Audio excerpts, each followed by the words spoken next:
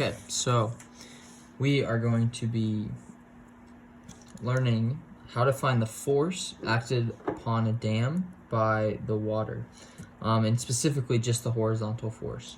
So if we look at our dam here, we see that is a trapezoidal figure. The top of the dam across will be represented by T. On the bottom is B.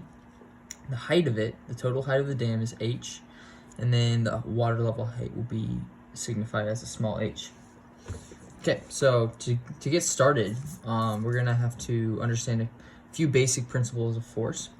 And we do know that the force in the x direction is going to be equal to the pressure times the area.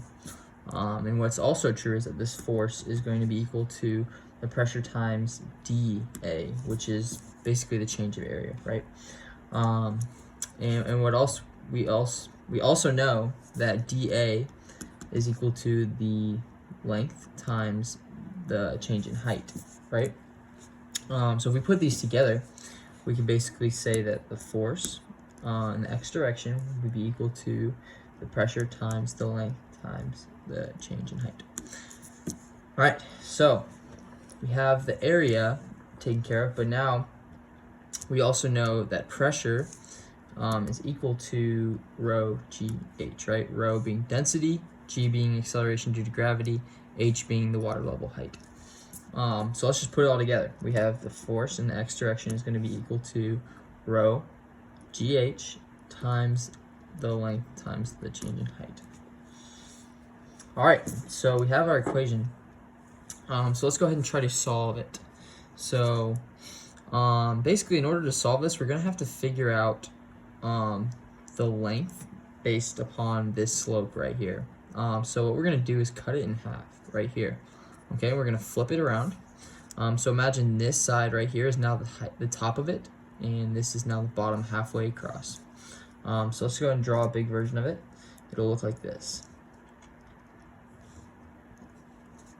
Okay, so let's label our sides. So here, the right side, which was originally the bottom, we're going to call it b over 2 because it's the bottom divided in half, right? And here, the whole thing is going to be t over 2, correct? So we got that. And right here, we're going to have the same old h, which is now across. And yeah, we'll go ahead and draw the water level sideways, and this will be a small h. It's right there. All right, so let's think about this in terms of cross right here, right? We still have our b over 2 right here, but right here, we can go ahead and label. We're going to call this t minus b over 2, right? So, yeah, so that's just this corner right here. That's why it's divided in 2. So first what we're going to do is going to find this slope. And in order to do that, we're going to have to understand that the equation for slope is y2 minus y1 over x2 minus x1, right? So let's think of this as our second point, and this is our first point, okay? So if we're going to do that, first we're going to have to say that our y2 is going to be b over 2, and then our y1 is going to be up here, right? So we're going to call that b over 2 plus our t minus b over 2. Okay, and right away we see that these are going to cancel, so let's go ahead and do that. And then divide all of that by our x2 minus x1.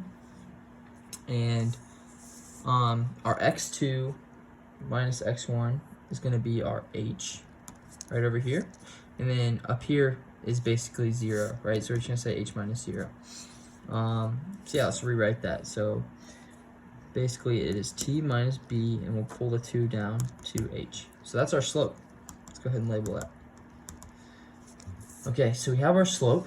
Now we can try to solve for our length right here, because we're going to need that to find the area. So right here, it's divided in 2, right? So we're going to call this our L over 2.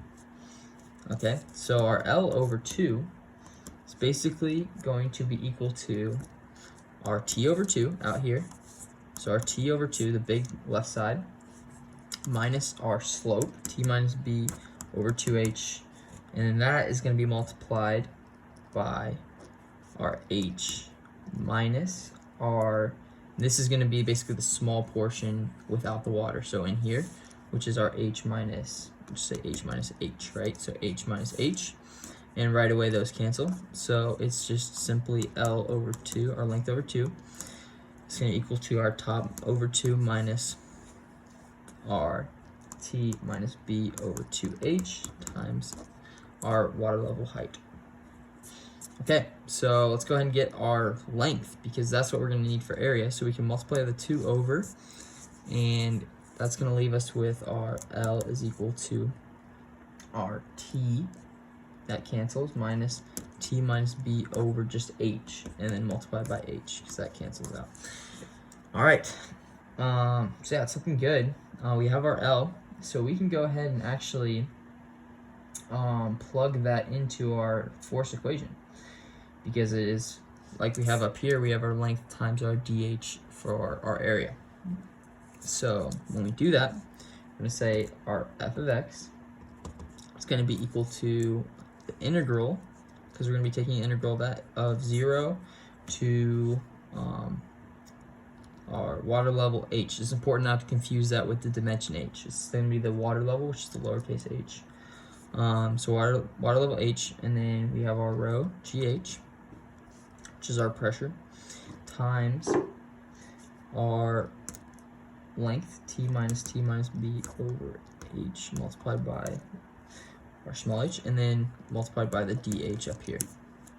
Okay, so first step when we're taking this integral is that we're going to pull out the constants.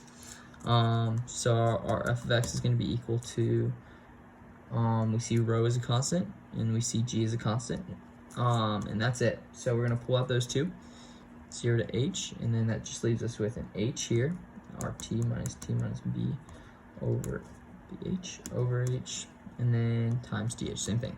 Okay. All right, so let's go ahead and do one more step before taking the integral. We're going to make this easier by distributing this h to both sides. So we get our force in the x direction. It's going to be equal to rho times acceleration due to gravity from 0 to h, and then it's going to be th minus T minus B over H times H squared times DH.